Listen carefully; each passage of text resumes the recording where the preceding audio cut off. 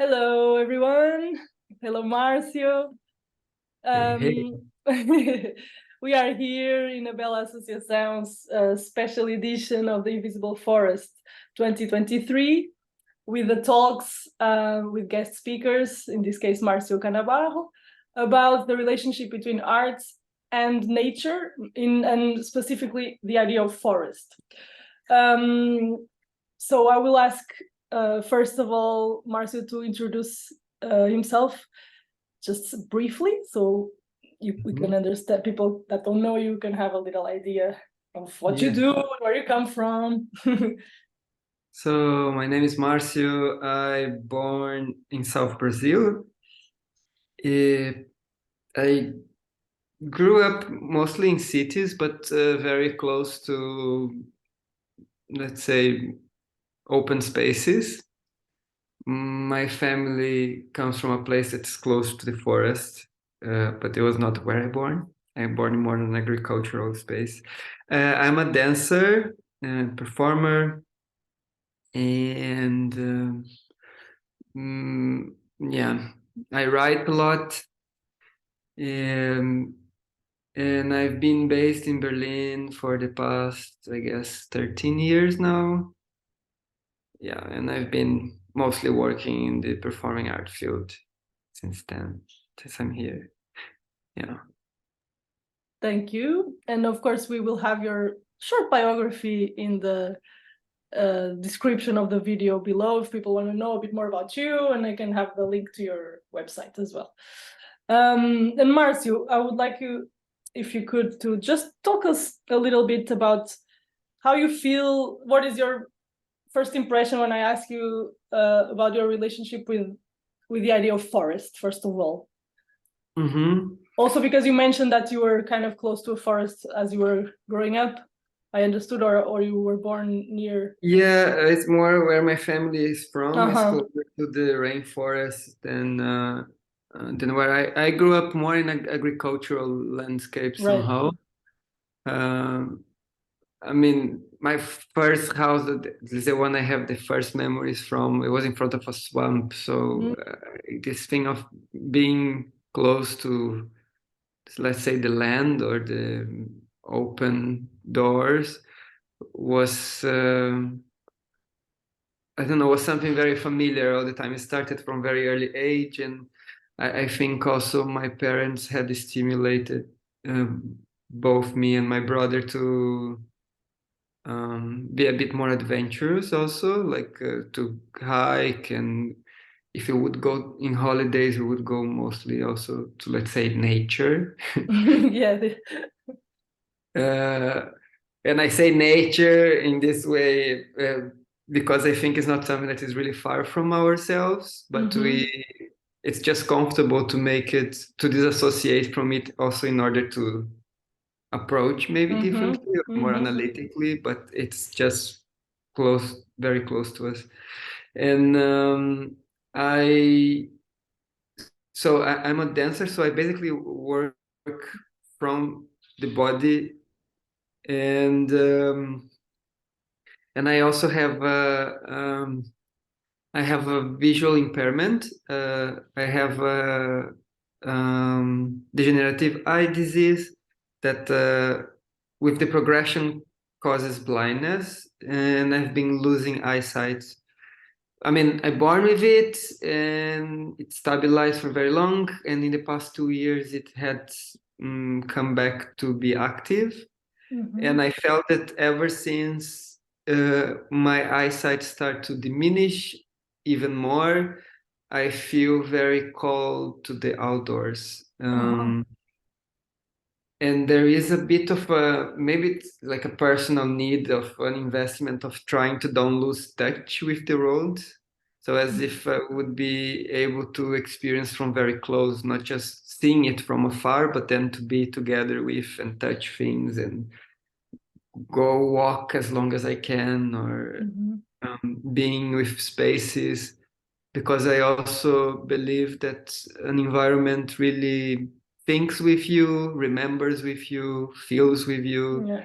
There are different things that are evoked when you are in a place. So, um, so it has been also it's an artistic quest. Also, it gives me a lot of input, but it's also a very personal relationship that I'm establishing with it, because there is a lot of, let's say, beautiful metaphors that it comes from being in an open environment, or even in a city. Actually, if you can go outdoors and try to reflect about why are you living in there, or what are the places you like to be, if there is any park or streets that you like to cross, or why some cities invite you more indoors than others. Or I think there is always a very reciprocal relationship between our immediate surroundings and ourselves, and how we feel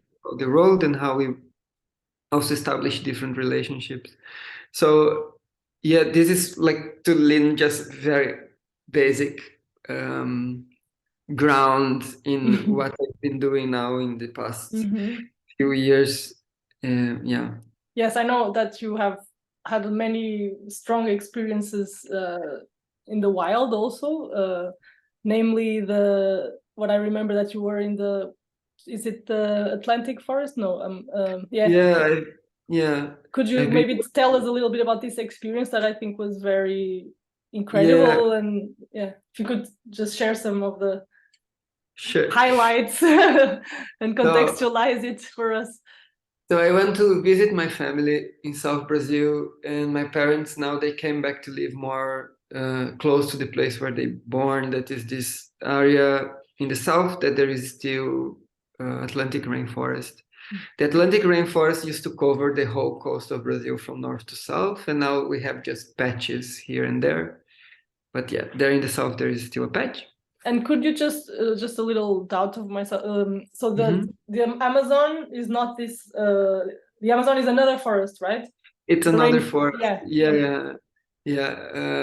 So the thing with the Atlantic rainforest, what is unique is because you need to imagine that the geography is shifting very fast from sea level to like a high plain. So this means there is potential for a huge diversity, because there is a lot of difference in geographic difference in terms of altitude. So it can host different species. So it's very rich in biodiversity. And it's said that the Atlantic rainforest is actually richer in biodiversity than the Amazon. Amazon is our biggest forest, and it's an important one. But in terms of biodiversity, is hosting more because of those geographic differences also. Because it creates different microclimates, and like as deep into the country you get, also it changes types of trees and plants and animals that you would find, and yeah, so it's a very rich biome. And so my parents now live close to this area, and my brother, I have another brother called Lucio, and he is someone that has quite an intimate relationship with this landscape and how he been dealing with his life. He works with bioconstruction. He had work with recycling garbage. He had work like in so many different ways. Now he is actually working with children. And so my brother, so through him, I kept telling him that I would love to spend some time by my own in the forest, but it would be a bit it would be a bit challenging, because the truth is that even though I always had access to, let's say, nature, I had never been alone in nature, and most of it came from my belief of my poor eyesight, that because I don't see well, it would be too risky to go alone. Even though I think since I'm a teenager, I think I dreamed about being able to, I don't know, go out in the night alone and see the starry sky, or like camping by myself, or like all of those things that I kind of never allowed myself because of the vision. So but then because I was starting to do a research that would understand blindness more as a geographical location. So any new geographical location, as more you know about the environment, you're going to understand that environments, they ask for you to learn different skills. So you learn different skills in order to be okay there. So if you are in the snow, it's different than if you are in a rainforest or if you are in a desert. Or so basically there are different sets of skills that are helpful in order to establish a good relationship to these places, and also being able to enjoy even what are the challenges and what these places can, or how they can talk to you, let's say like that. And so I was very curious. So I asked my brother if I could maybe go camping by my own. And then he owns a patch of land together with his partner that is in the rainforest, but it's kind of it's kind of a bit further away. So you need to, basically there is until a certain part you can go by car, and then after you kind of need to walk in, and you need to cross the river and walk a little bit into the woods. And then there is a space there where they build very simple shelter that basically it's they build a straight floor and a roof. There is no walls, but to try to create a space that is more dry and also, like I said, flat, because the land is really irregular. So there was where I went to camp by myself for the first time in my life, and I was there for I think 8 days or something. And it's a place that there is no internet connection, the phone doesn't work there, there is no reception for phone. So I needed to bring the food I would need, and there is, I mean, some fruits, but depend on the season you are going. So also depending on the season you go, there are different types of potential hazards, or such as yeah. So the thing with this place is that is a valley, and so there are few risks, and one of them is like torsions of ankles or stuff, because it's very irregular to walk there. It's advised to walk in boots all the time because there are snakes there. And in Brazil, we have different species of snakes, many, but we have just 4 that are really poisonous. And 2 of those 4, they live in this area. And there is one of them that it's more common to be seen there. Like my brother had many visual encounters with those snakes. And in those circumstances, if any accident would happen with me and a snake, I probably would die, because there is no time to really get out of there, find help. So you were really going to a dangerous zone. I mean, but it's a way of seeing it. There was risks. It's not that it's dangerous. It's not like a war zone or anything. It's open air, and I'm exposed to the weather. You know, the weather can shift also fast because it's a valley, can rain. It's very humid during the night. But was it hot? Was it a good, like, hot temperature? It was warm while I was there. Regarding my brother, it was the best week of the year so far. He kind of is super jealous of me. So, because it was really perfect weather. I was very lucky. Very, very lucky. But then that was also kind of spring. No, it was late summer in Brazil.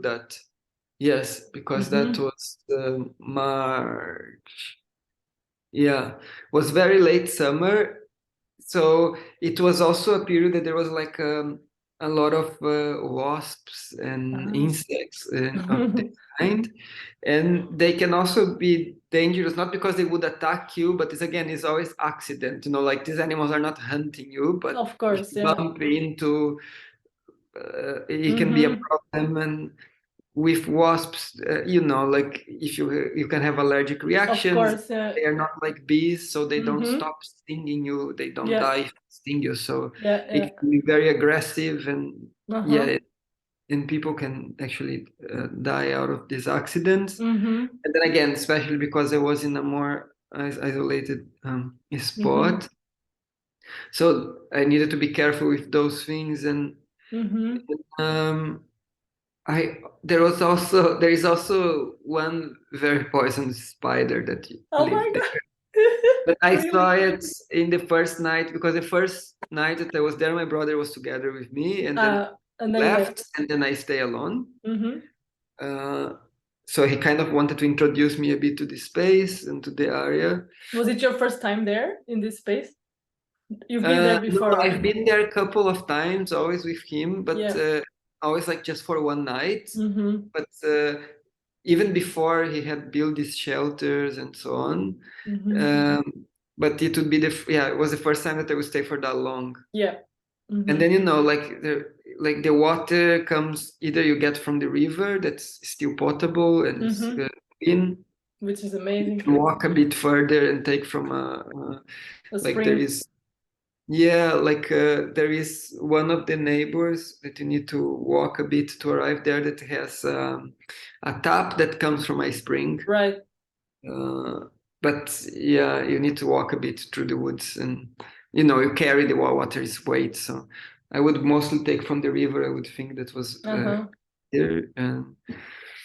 and then How? Yeah, continue. Sorry, I'm so curious about. I want to ask you so many questions about it. No, but ask maybe. No, I was just wondering. Like, so you get there, and of course, there's all these risks when it's a challenge already to be alone. I think for so many days, like, because nowadays in our society, I mean, we can be alone. Of course, sometimes we are many days alone in the house or whatever, but we are always connected, right? We're always having internet everywhere, so we can always, even if we don't speak to anybody, we can always at least read stuff or see the news or, go on social networks. So to go into a place for so many days where you have nothing of that, and plus you are exposed to all these wonderful things, but they are actually dangerous in a way as well, because at least from my perspective, because in Portugal we don't have very poisonous snakes. Like, most of them, if they bite, you will not die from it, and you're always somehow more close. It's a small country as well, so you have more facility. Of course, if you go into the mountains of Jerez, maybe there you could have a problem, but still, even the vipers there, I think they're not poisonous enough to kill a healthy person, let's say an adult. And we don't have any poisonous spiders or things like that. So for me, it's very interesting. People who live in Brazil or Australia or other places, that you have such a, it's almost like you're so used to it in a way that it's not a big deal. It's not such a big deal as it would be for a person, I think, from Europe. Yeah, because if something happens, it's mostly it's like an accident. Yeah. It's like I said before, those animals, they are not really hunting you. Of course. And I think also what I realized there very soon there, also before, when I was trying to prepare for this and so on, is that you do establish a relationship, because you start to learn a bit how these different animals, or in different seasons, how they behave. Like, of course, for example, I knew that I would never just put my shoes without hitting, because it can happen, these accidents with this snake, especially in the morning, because people put shoes and they are in the shoes because they are just there trying to hide themselves. Or so what, the second, you would never put your shoes without hitting the shoes on the floor. Hitting the shoes, and to see if there is anything living inside. Different exactly. No, of course, yeah. Or like, for example, I knew that the snakes, they would mostly hunt after dark. So in the dusk, around dusk, until 2 in the morning, there is a lot of movement in the forest, because there's a lot of hunting going on. There are different movements, so it's not really like a silent. Of course, not at all. And I was also not far from the river, so there was this white noise all the time. That also, so, and then also with the wasps and everything, you start to understand what is this behavior, or like that the snakes would come out probably at noon, to take sun, and they would probably be recoiled in some stone. So like you kind of start to understand also the area, and if you would see one, that they are territorialists, so they're probably going to be in a radius around that area. So you would take care if you would come in that neighborhood. Of course. And like I was using a rod to walk all the time with a rod, also to make sound. No, to just a stick. Just to avoid also food torsions or so on. But it's something that also helped that if the grass is a bit big, that you a bit tap before, or even like in this period there is another spider that's not poisonous. It's even though it's a big spider and it's a bit like a tarantula. Yeah, but not poisonous, and it's more, but it's not so much in the ground like the tarantula. It's more like in the leaves and in the trees, and it builds a very, very strong web, like really, really strong, and it's actually a very smart animal because if it doesn't hunt, it eats its own web because it's kind of nutritional for the spiders. No waste. Amazing. And it builds the web very fast. It's like every morning there, for example, there is one path that I was to go to the river that for 2 or 3 days, every morning it's a very strong web. You really you would feel you need to go with the stick before. And then at some point I started to negotiate with the spider. I was like, listen, I'm passing here every morning. So, build yours a bit higher. And then after day she was not building anymore. But I think this is a very good point, because I'm an animist and I believe a lot that things are alive, and that if you communicate with the things, even if it's a stone, like you will have, I think it works in a way, like people can call this stupid, but I don't think it's stupid. So this is a very interesting point if you want to continue. I had a feeling while I was there that place really knew about me. Like that it knew that I couldn't see well, but it really wanted me to be there. So the weather was really good. It was very gentle to me. And like, I haven't seen any snake. I did see this spider, this poisonous one, and it was the night that I was there with my brother, and it kind of just said hello to say like, I exist. Like don't be reckless here. Don't try to play the explorer, whatever. Exactly. Chill and like, and I think I had a beautiful time there because you start to understand the different rhythms of the day. Like for example, the dragonflies would appear where I was camping around noon. Always when I would start kind of cooking or preparing the fire or something, they would come to say hello. And what is a very good thing, because dragonflies is also a bioindicator of pure air and pure water, because they're very fragile predators, because they're crazy. They are other animals.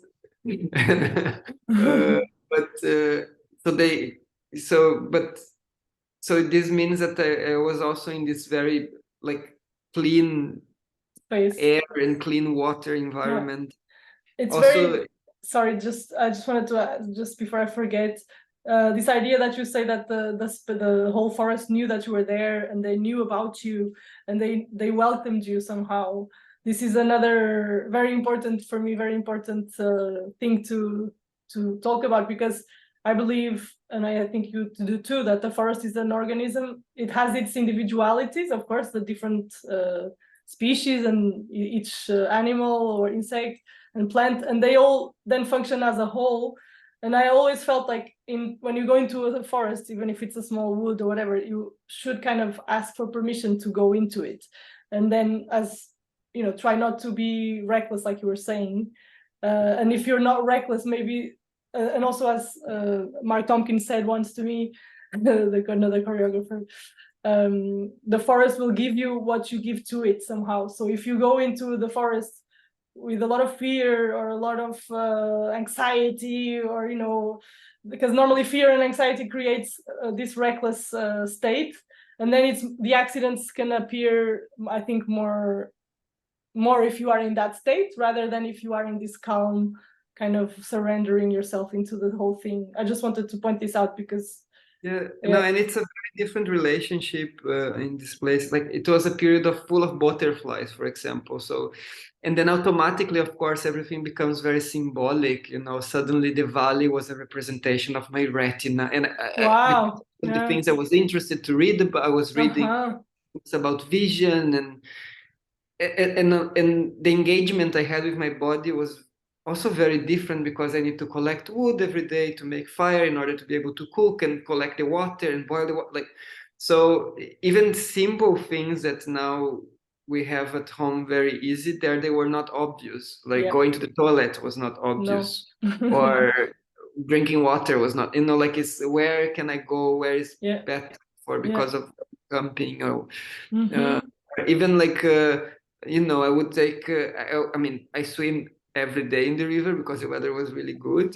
So it was also pretty cool to suddenly having a chance to be in an open space. And I really haven't seen much human references, like besides this shelter that my brother built as like for my own object. I haven't heard even a dog like that is an animal that is a domestic animal that usually would know that some person is like, and I haven't seen anyone. I haven't spoke. I heard my voice maybe in the last day I was there, like that I talked alone. One at some point I just said something for myself. Because Sometimes before I you would were in laugh alone. silence. You were in silence most of the time. Mostly in silence. I would not. Yeah. You wouldn't talk to yourself. That's interesting. No, like only in the thinking last just, day. but not. Yeah. And I was listening, trying to pay attention a lot to my listening to the ears, and anyway, so I felt that there was different moments each day, and it's incredible what we do as also maybe it's how our interface work and how we desire to connect with things and with others and with spaces that suddenly there is this reciprocity. So the environment acquires certain emotionality. So the days that I felt sad or mourning because of my sight or because heartbreaks, because whatever was coming up while there, I felt that the whole environment mourned with me. Or there was this moments of full joy that I was laughing and I kind of had fun alone, and I was like, or suddenly people that are evoked, like, oh, this person would love this. So then they are making you company immediately. Then you see that suddenly different types of butterflies appear around you that you haven't seen it yet. And so, you know, it becomes very symbolic somehow. And so it really, I think this relationship that you start to establish, and then you get more curious also about like what types of stones are here and where they come from. Oh my God, this was actually together with Africa once before the Pangaea broke. And then you start to see in the rock formation that there are different colors, and then you start to wander around things. And then, I mean, I cannot see stars because of my eyesight. So, but I had this thing of like trying to stay sitting, looking up. I mean, it was a valley, so I would need to look a bit higher and to see what, like trying to see what I could see, but then staying with the sounds, and also this thing that's what our mind does when it's in discomfort. Like I would start to fantasize about a lot of things that might be a bit fictional, or like I would not be afraid in the night about like animals or things that might happen actually be there. Yeah, but it would be like I would start tripping with like aliens and human hunters or ghosts or you know like I can imagine. aliens creatures, I don't know. And then I would feel my discomfort would be so high that I would need to go into the tent. And it's a funny thing because a tent is just a very thin layer, but it makes you feel of course, protected. Yes. And I remember that it took me around 5 days where I could just sit and stay listening through the whole night outdoors. And it was really interesting to feel these different rhythms. Like to stay awake all night, like as a meditation. Just to listening from the nightfall until the dawn cracks. And all the different So you tried that and you couldn't, and not only like at the sixth or seventh day you managed. That Okay. my mind was really more that because I got more familiar with the space, I became less like my mind got a little bit less phantasmagoric. Yes. But this is interesting as well, because of course, like I know that for you maybe it was a bit different because you were like you said, your parents gave you this proximity somehow to nature and inspired you to go and explore. But I think at least in Europe or in Portugal, as I was growing up, I had a lot of, there's a lot of stories, children's stories that made the forest like something spooky and dangerous, where all the creatures, not the actual animals, but, all these like fictional witches or monsters or whatever would be in the forest. I always loved the witches. I was never afraid of the witches, but even so, even though I always knew the forest was actually not that, somehow it gets imprinted into our minds, and it's really like some of these fears and ghosts, like you were saying, appear because of a common narrative, let's say, like because we are more or less from the same era in the 80s, right? Like we were born, and this was there. Even if our parents were not promoting this kind of stuff, this was already there as well. So I think it's very normal, like that. Even if you are completely knowing that it's not true, if you are really but it's also because it's a place of a lot of unknown. Exactly. It's a place where we feel exposed. If you are outdoors, you are exposed to whatever is happening, from the weather to your imagination.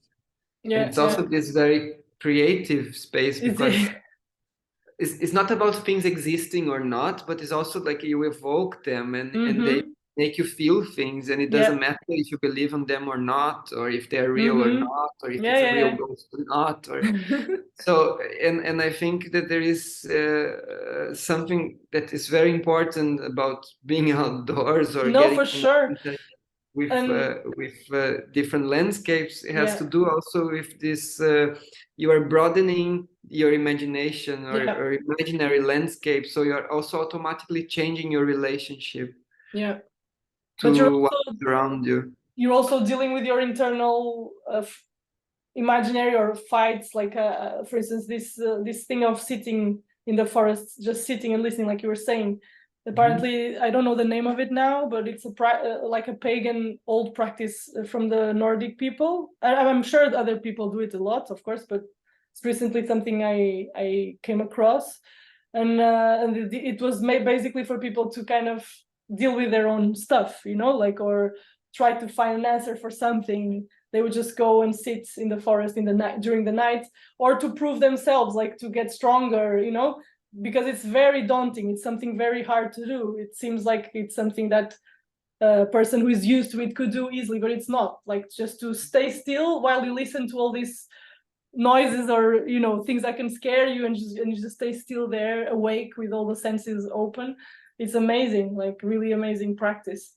It's interesting. And also then is when you realize that we are very inventive. Humans are very inventive. And also when you are, and it's beautiful, this is what was beautiful about our species, that like when I was alone there, and I was spending time by my own, so by my own, there was a whole forest there, but a lot of different things happening. But I was the human there somehow. And after a while, like I start to establish a relationship even with the fire and with the ashes of the fire that you'd cook. And then I start to use the ashes to paint things. Like I mix a bit with water, and I found a brush there in the stuff of my brother. And then I was just writing stuff in stones, and and it would dry and it would appear in the ash, and the butterflies would come around, and if the river would go up or it would rain a bit, it would just erase. And it was only for you and for the space. It was a practice that you were doing. I wrote a lot of different things. And also the other thing that it became very let's say graphic or very tactile somehow also there.